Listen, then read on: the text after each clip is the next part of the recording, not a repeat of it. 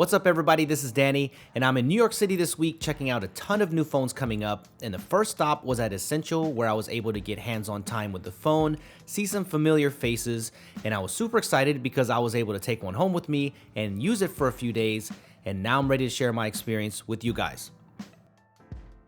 There's some things that I absolutely love about this phone, and some things that I don't like, so let's get right into it.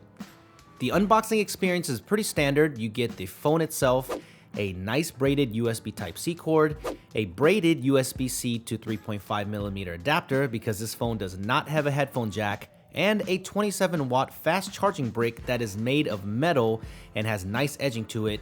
This is a nice touch. So the first thing that you should know is that this is a solid phone.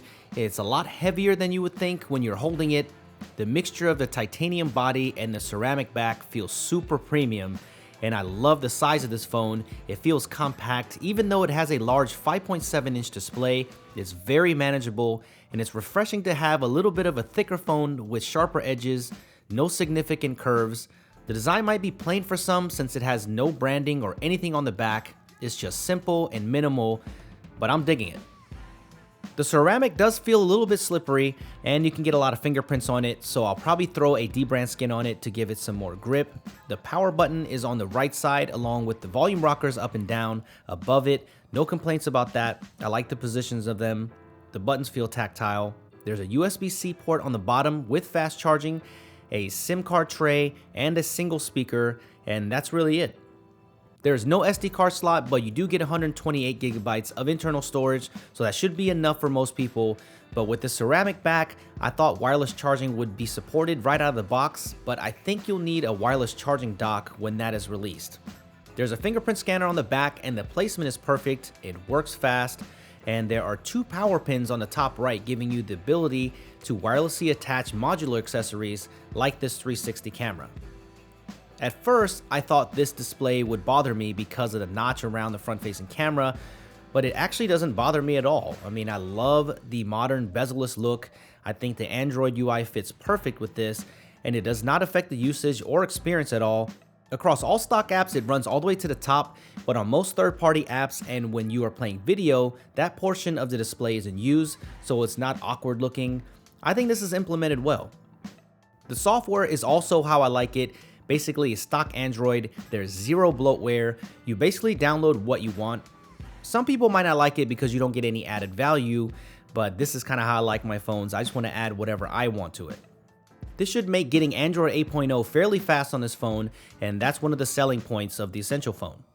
With the Snapdragon 835 and 4GB of RAM, it seems very responsive, fluid animations. It is a 5.7-inch LCD display, but looks very nice to me.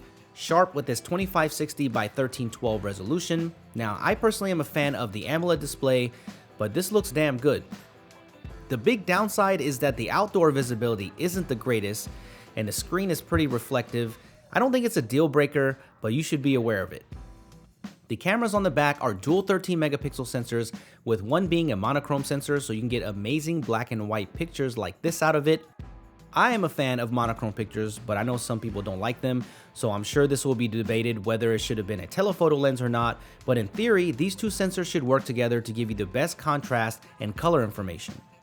I took a ton of pictures, and in good lighting, the images look nice, flatter on the colors than normal shots until you use HDR, then you get some better saturation.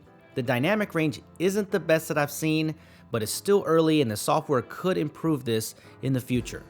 Right now, in its current state, the low light isn't the greatest. There's a lot of visible noise. I'm actually getting better results using a third-party camera app, and I will follow up with more in the full review, but I wanted to show you a few shots with the camera so you'll know what to expect when you buy an Essential phone. In fact, I'm going to do a separate video on the camera, so I'll leave that link down below. There are a few things missing from this phone though, and some of you might agree or disagree, but a phone of this price I feel should be water resistant. Most flagships now come with this feature, and I think this is a major omission and could be a deal breaker for some.